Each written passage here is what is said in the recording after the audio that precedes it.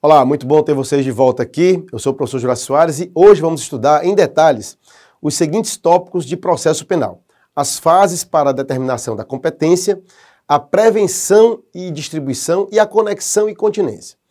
Vimos anteriormente que a competência processual penal é estabelecida em razão de diversos critérios que se sucedem. Não existe, no entanto, um critério obrigatório a ser observado na fixação da competência do juízo. Entretanto, pessoal, há caminhos que permitem essa definição com menor possibilidade de erro e, além disso, agilizam essa verificação.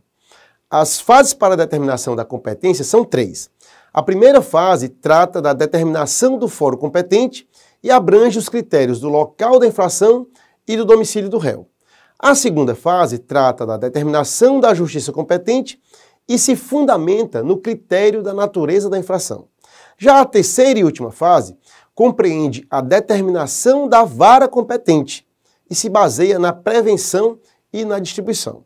Bom, feita essa esquematização, vamos analisar agora com mais detalhes a prevenção e a distribuição. Ainda que fixados o fórum e a justiça, é possível haver vários juízes igualmente competentes. Caso algum desses tenha praticado um ato relevante antes dos demais, ainda que antes do início da ação, esse estará prevento e será o juiz competente.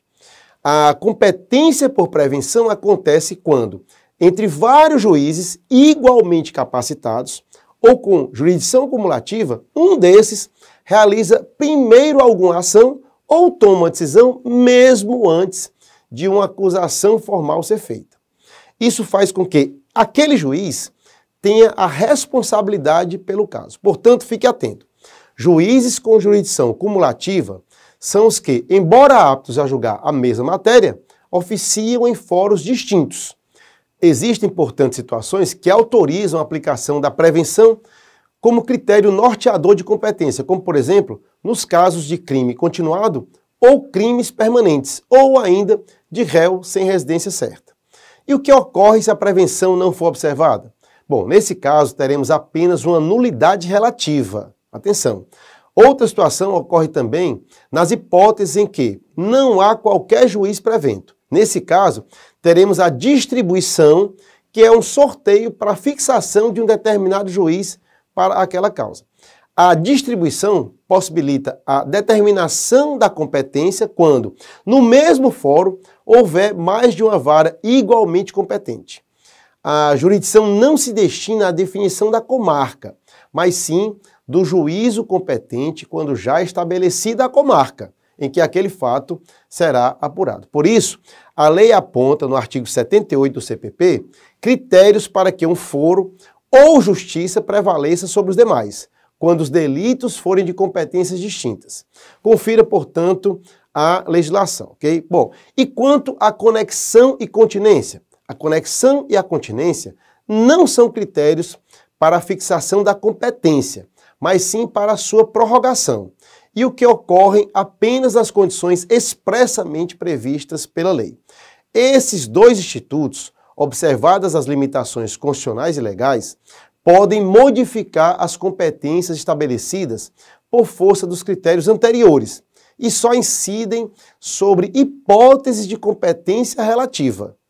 A conexão traduz um vínculo entre dois delitos e a dependência recíproca que dois ou mais fatos delituosos guardam entre si. Vamos exemplificar.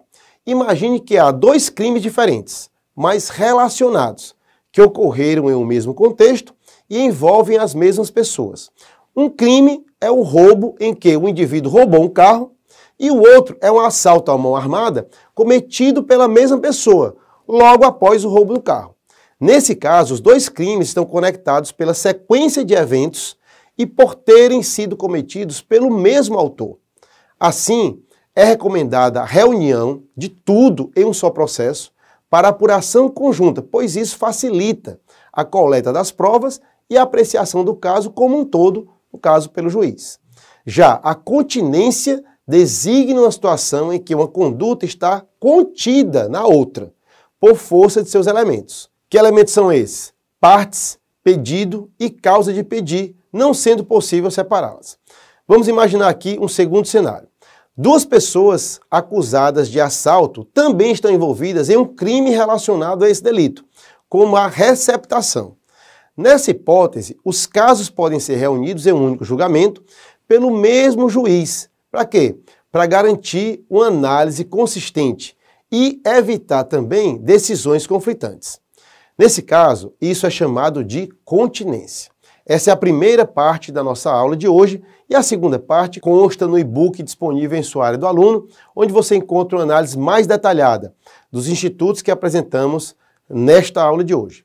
Você tem que consultar esse livro, estudar com bastante afinco. Lembrando sempre que as dúvidas podem ser encaminhadas, devem ser encaminhadas pelo canal de tutoria. Todas serão respondidas. Um abraço e até o próximo encontro.